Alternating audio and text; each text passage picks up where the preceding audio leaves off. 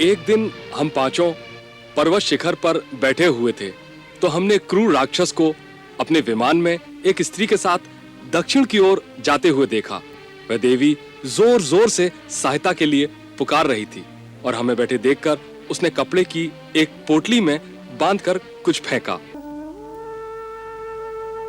ये आभूषण सीता देवी के न हो?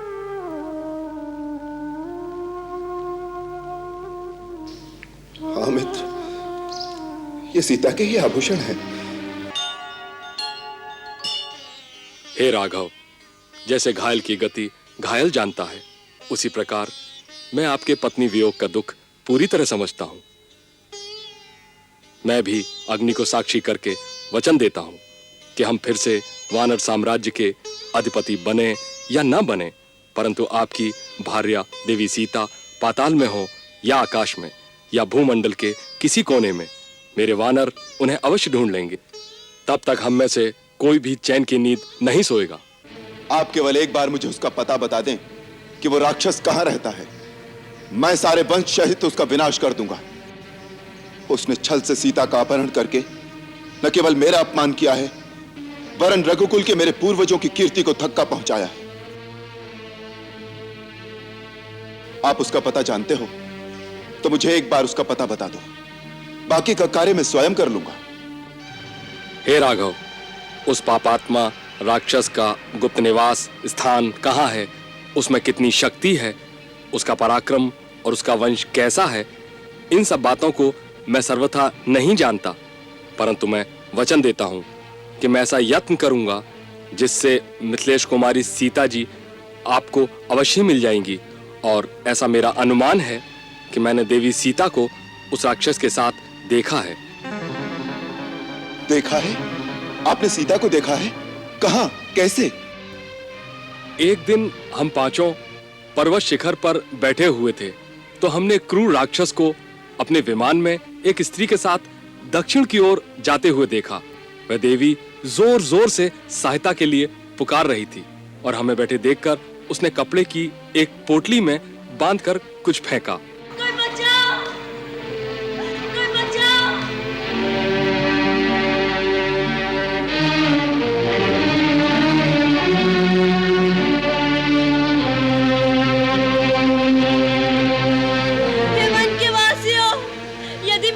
मुझे ढूंढते यहाँ आए तो उन्हें यह आभूषण दिखा देना और कह देना मुझे रावण उठा कर ले गया है।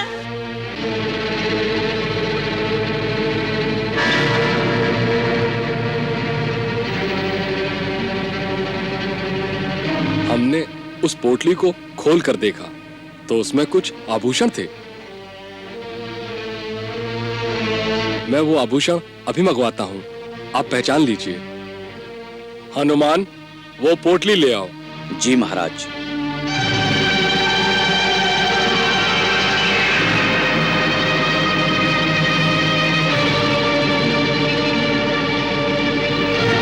ये देखिए।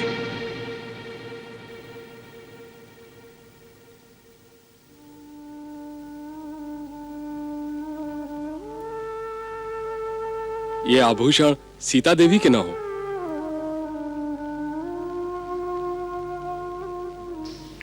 हाँ मित्र, ये सीता के ही आभूषण हैं। उसने अपनी साड़ी से इतना पल्लू फाड़कर उसमें आभूषण बांधकर फेंके हैं जिससे मुझे उसके मार्ग का पता लगे। लक्ष्मण देखो, ये सीता के बाजूबंद, ये उसके कर्णफूल। भैया भैया, ये सीता के ही है ना?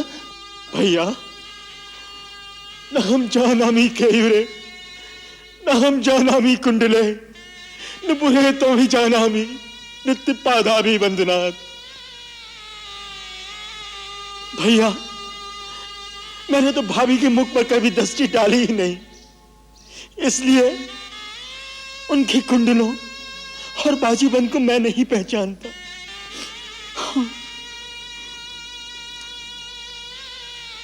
प्रतिदिन उनके चरणों पर वंदना करने के कारण मैं उनके नुपुरों को पहचानता हूं। ये निश्चय ही वही नुपुर है जो मेरी भाभी के चरणों की शोभा बढ़ाते थे। हाँ लक्ष्मण, जब प्रातः काल वो पुष्प वाटिका में पुष्प चुनने जाती थी तो इनकी मधुर ध्वनि से सारा वन सचेत हो जाता था।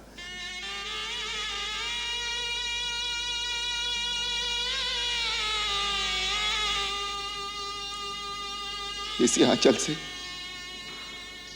उसने कई बार मेरे चरण पोंछे हैं।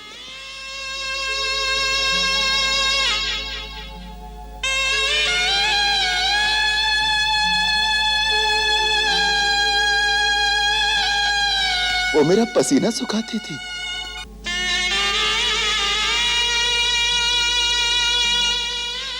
कभी कभी उससे पंखा करती थी।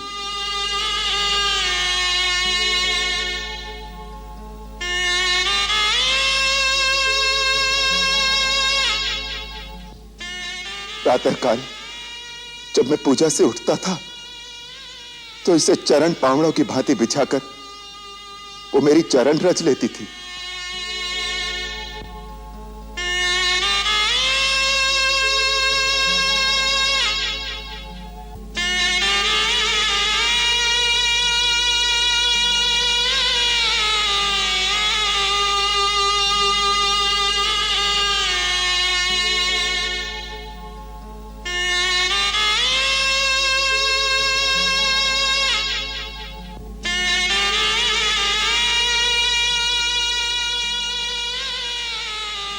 लक्ष्मण, और आज इसी आंचल को उसने अपना दूत बनाकर अपने दुख की कथा सुनाने के लिए मेरे पास भेजा है।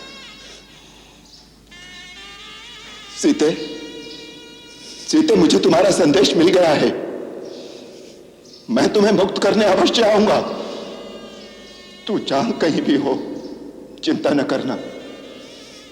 तुम्हारा राम तुम्हारी सहायता के लिए अवश्य आएगा सीते।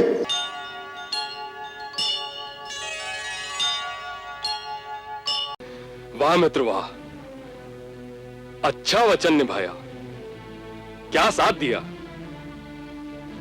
अच्छी मित्रता निभाई। तुम दोनों वेशभूषा, कद, चाल ढाल हर प्रकार से एक समान हो।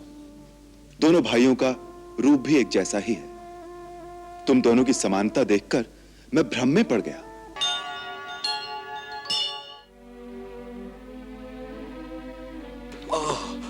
जामवंत महाराज, घबराइए नहीं, सब ठीक हो जाएगा।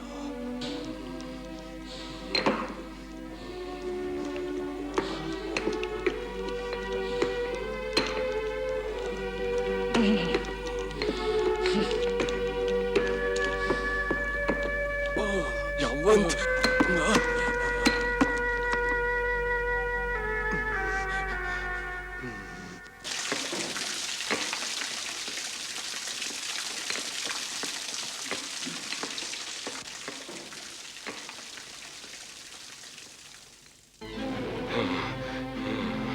कैसे हो मित्र?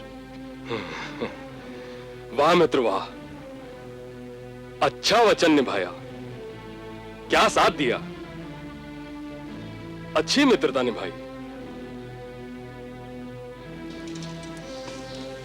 क्या बहुत पीड़ा हो रही है?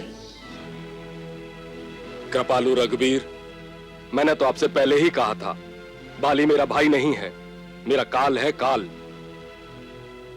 फिर भी आपने मुझे उकसाकर मौत के मुंह में भेज दिया और आप छिपकर मेरे पिटने का तमाशा देखते रहे। रघुनंदन, आपने ऐसा क्यों किया? मुझे पहले ही सच सच बता देते कि आप बाली को मारेंगे नहीं, तो मैं लोक हंसाई कराने तो न जाता। तुम्हारा रोष स्वाभाविक है, परंतु शांतचित्त करके मेरी विवशता को समझने का प्रयत्न करो। तुम दोनों वेशभूषा, कद, चाल ढाल हर प्रकार से एक समान हो। दोनों भाइयों का रूप भी एक जैसा ही है। तुम दोनों की समानता देखकर मैं भ्रम में पड़ गया। यदि मेरी भूल से मेरा बाण तुम्हारे हृदय को विदीर्ण कर देता तो कैसा धर्म संकट था मेरे लिए। अपनी शरण में आए हुए एक प्राणी को वध करने का कलंक रघुकुल की कीर्ति को मिट्टी में मिला देता। इसी कारण मैंने शत्रु संहारक बाण नहीं छोड़ा और तुम्हें इतना कष्ट उठाना पड़ा।